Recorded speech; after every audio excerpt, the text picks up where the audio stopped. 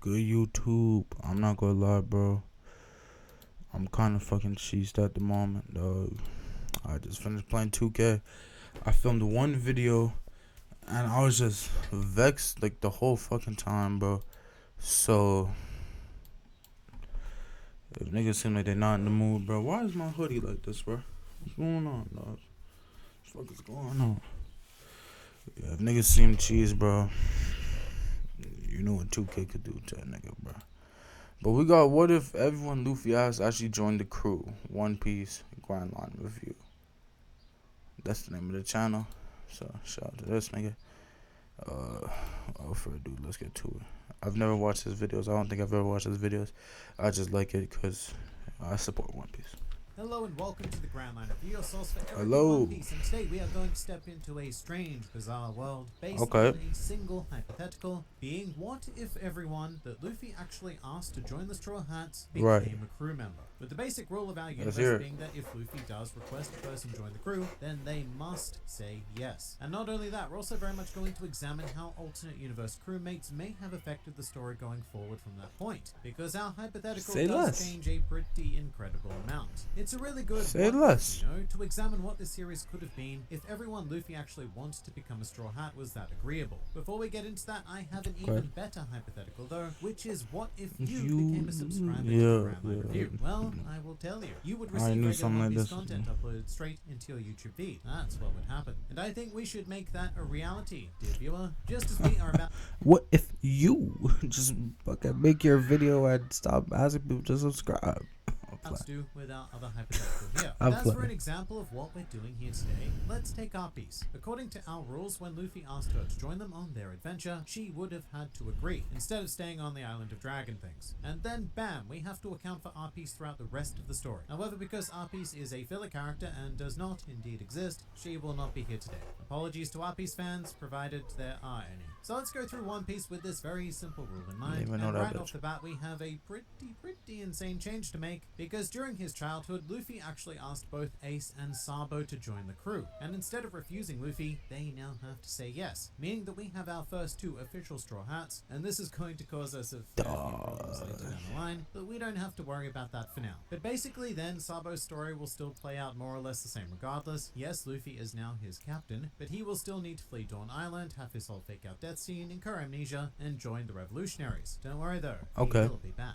But for now, the Straw Hats are left with two members, and Ace is now going to wait until Luffy is old enough to set sail. Then, through various shenaniganry, this duo is going to make it to Shellstown, where Luffy hears of a certain swordsman, an opportunity that the rubber lad simply cannot resist. And neither can Zoro this time, who immediately accepts Luffy's offer instead of playing hard to get. Then Luffy, Zoro, and Ace proceed to defeat Captain Morgan and Helmeppo. Very important thing I should bring up about Ace though, actually, because he is now a Straw Hat, he will not become the user of the Mera Mera no Mi. And this is because Ace would not have become stranded on Sixus, and therefore would not have found the fruit. That's alright, he's still pretty powerful regardless. Next up we have Nami, a fairly simple situation, because as soon as Luffy found out she was a navigator, he asked her to join the crew. But this time, Nami says yes, we don't have to deal with the whole betrayal of Baratie business. Instead, it's much more likely that Nami would just tell Luffy about Arlong, and they will make the trip to Kokoyashi Village to deal with him regardless. Much cleaner, albeit not quite as dramatic. Damn, she's fine, bro. Quite at all, actually. But now is where another big change happens, because then we land on a strange island and meet the guardian of the forest, Gaimon.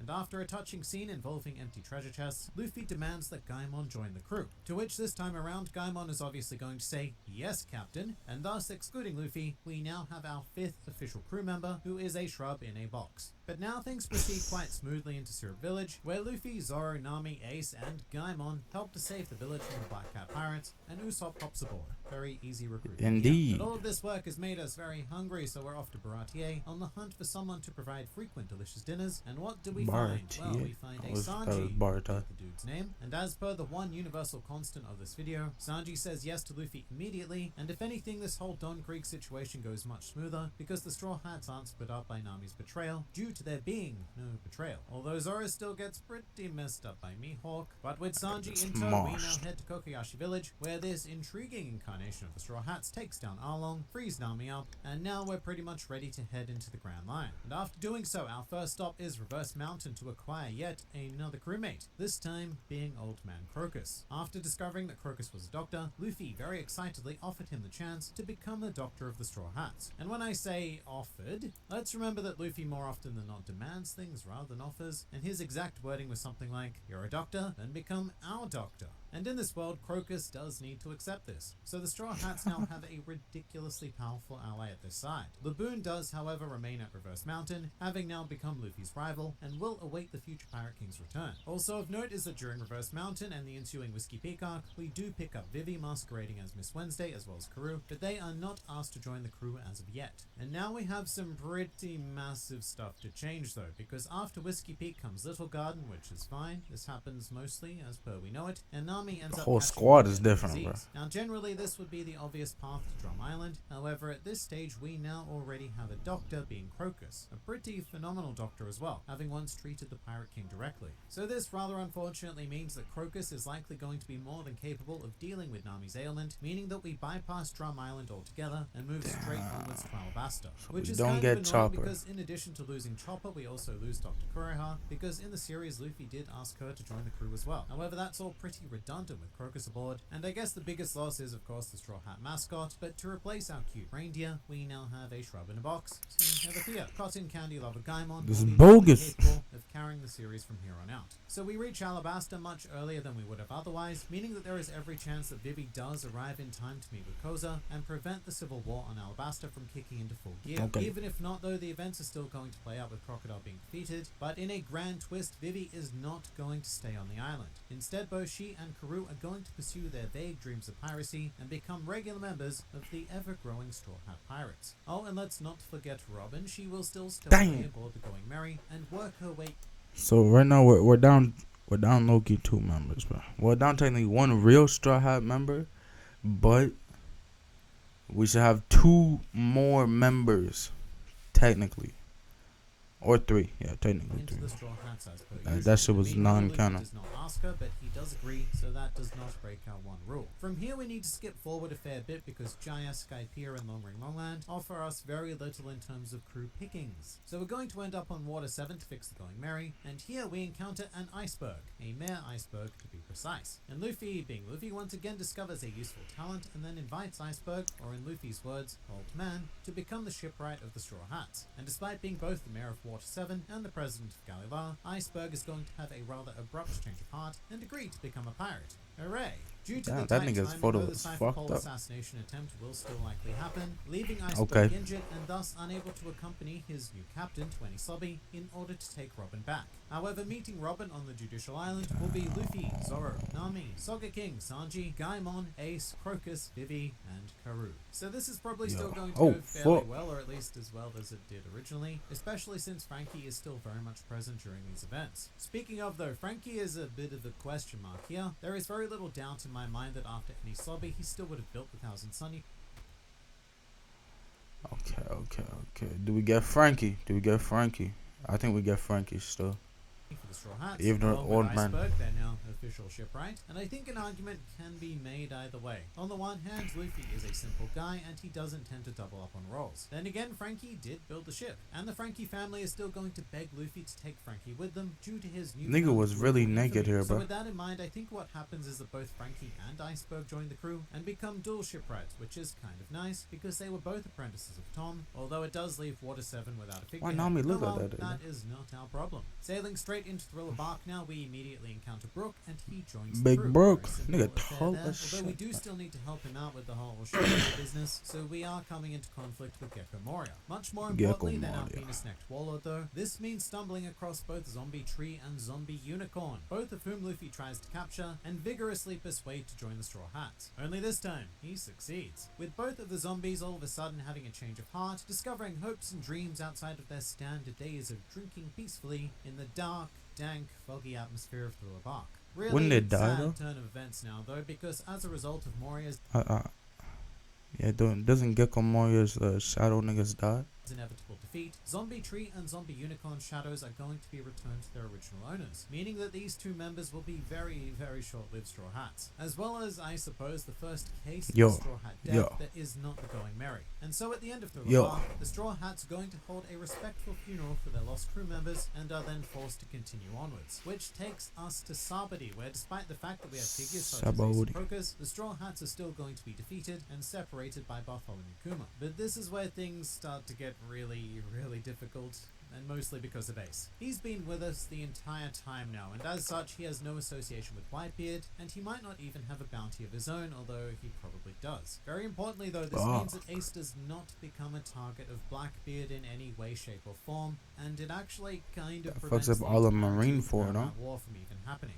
For this event to occur, Blackbeard would need to capture another member of the Whitebeard Pirates, none of whom were as brash as Ace, so this whole scenario seems nigh on impossible to achieve, which also may potentially mean no definitely not catching Marco either. Luffy isn't truly aware of just how weak he is anymore. And this also goes on to change a whole ton because Jinbei no longer needs to resign from the Warlords, nor does he actually meet Luffy, and it's entirely possible that he never does. But because One Piece is a story centered around fate, I have to conclude that Luffy will decide on the 2-year training period. Otherwise, the entire crew would be wiped out very, very early on in the new world. So if you do want that ending, then feel free to stop here, I guess. But if we proceed with the time skip and the crew reunite, all 13 of them now, we will then go on to Fishman Island. And quite frankly, I don't think Jinbei is there due to still being a warlord, and even if he is, he has no association with Luffy, and it's very hard to see the captain asking Jinbei to join his crew without that background. But since that is massive, massive speculation, we'll say that the blood transfusion happens. Luffy asks Jinbei anyway, to which the whale shark has no excuses this time around. I'm a whale he shark. just says, yes, Luffy-kun, we are far from done though, because Punk Hazard is now going to bring us a new series of members. Yeah, that fucking picture was getting full. I mean his legs specifically.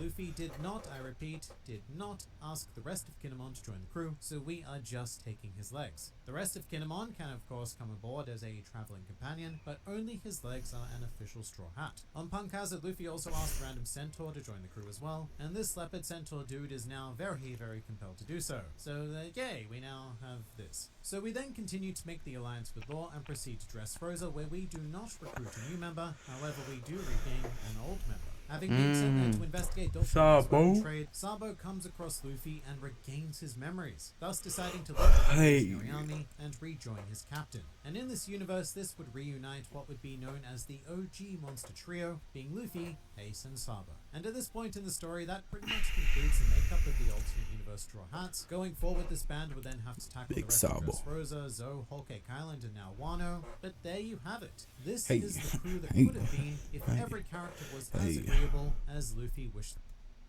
Okay, alright, okay. Hold on. So, we got almost everyone except Chopper. Yeah, except Chopper. Damn. So, you know what I'm saying? There's a whole lot of new members, bro. Who is not, bro? 1, 2, 3, 4, 5, 6, 7. Did I count? What the fuck? 1, 2, 3, 4, 5, 6, 7, 8, 9. Okay. Not gonna lie, bro. The team is strong, but Ace wouldn't even have this tattoo technically, bro. You know what I'm saying? Sabo wouldn't have the flame fruit. A lot should be different. I don't even remember this nigga. This nigga's probably weak. This nigga, I mean, even though he's a shipwreck, probably weak. Vivi is weak. Nigga behind me, hold on. This nigga right here. This nigga right here. Fucking weak. You know what I'm saying? Who else we got? Niggas right here. Weak. That's OG, triple OG, so he's good.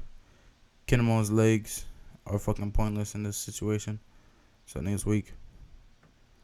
No flame fruit. He's gonna be iffy. I'm not gonna lie. He's probably still gonna be strong just because he's Porgus D Ace. D Ace, but still, you know what I'm saying? Sabo, he'll be strong, but he won't have that flame on his hand. What else would change, bro? This nigga is just sorry. Nigga, sorry. Sorriest nigga out here. So damn, it's crazy to think of, actually. Not quite the Straw Hats we know, but still an undeniable powerhouse team. 1, 2, 3, 4, 5, 6, 7, 8. Nah. Nonetheless. But what do you guys think? Please do leave your thoughts in the comments below, or even join my Discord. Blackbeard never sleeps. Here's why. Okay, buddy. Okay, really, buddy. I didn't make this. But no, that was a good little video, bro. I'm gonna subscribe. You know what I'm saying? You know what I'm saying, man? I'm gonna subscribe and shit. That's a nice little video on God. But it's been your boy Trey Soldier. Like, comment, subscribe. I'm out.